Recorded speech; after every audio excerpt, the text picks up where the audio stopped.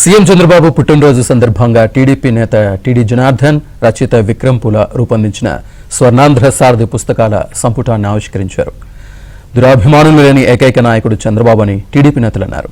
Time travel చేయగల నాయకుడు ఎవరైనా ఉన్నారంటే ఆయన చంద్రబాబు మాత్రమేనని తెలిపారు. దేశంలో ఐటీ విప్లవం వచ్చిన వెంటనే తెలుగు జాతికి దాని ఫలాలను అందించిన సమర్థ నేత చంద్రబాబు అని టీడీపీ నాయకులు ప్రశంసించారు.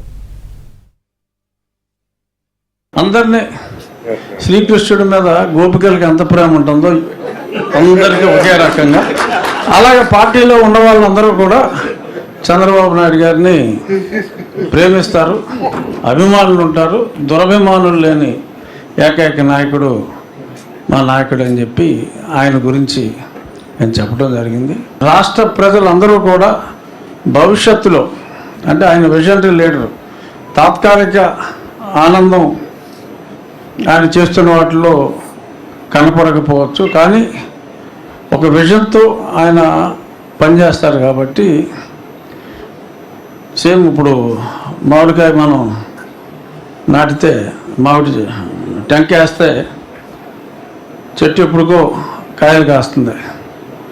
బట్ ఇది అలాగే ఈయన అలా భవిష్యత్తుని ఆయన ఊహించి, టైం ట్రావెల్ అనేది మనం సినిమాల్లో హీరోలు ఊరికైనా అలాగా వెళ్ళొస్తూ ఉంటారు కదా, ఆదిత్య 369లో వాటిల్లో, అవన్నీ సినిమాలు బోగస్. బట్ నిజంగా టైం ట్రావెల్ చేయగలిగిన వాళ్ళు, ఫిజికల్గా ఇవాళ మన మధ్యలో ఉన్న వాళ్ళు ఎవరన్నా ఉన్నారంటే అది చంద్రబాబు నాయుడు గారు అని చెప్పి నేను ఖచ్చితంగా చెప్పగలను. అభివృద్ధిని చూపించినటువంటి ఒక విజనరీ, ప్రతిపక్షంలో ఉంటే ఒక కార్యకర్తలాగా పోరాడేటువంటి వ్యక్తి. అదేవిధంగా ఈరోజు ఆంధ్రప్రదేశ్కు ఒక అమరావతి మహానగరాన్ని నిర్మించదలబెట్టినటువంటి ఒక రూపకర్త.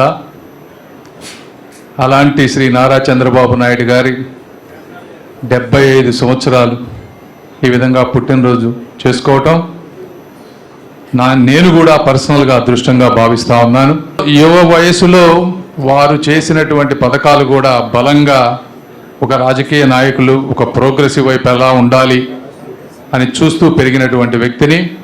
వర్క్ చేసే విధానంలో ఔటర్ రింగ్ రోడ్ అమరావతి చుట్టూ 70 మీటర్లకి సెంట్రల్ గవర్నమెంట్ శాంక్షన్ చేశారు. 70 మీటర్లు శాంక్షన్ చేస్తే గడ్కరీ గారిని 140 మీటర్లు వెడల్పు కావాలని అడిగారు.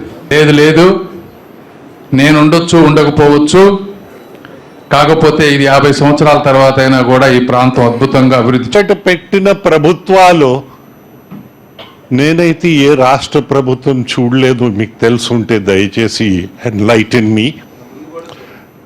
ప్రపంచంలో ఇది సీట్ ఆఫ్ గవర్నమెంట్ తాకట్లో ఉందంటే, నేను కూడా ఆర్థిక మంత్రిగా చేశాను, అప్పులు చూసాను, పనులు చూసాము, ప్రజల దగ్గర బాండ్స్ తీసుకున్నాం, కానీ తాకట్టులో మనం చూడలేదు. ఇప్పుడు తాకట్లు ఎలాగ ఇప్పాలో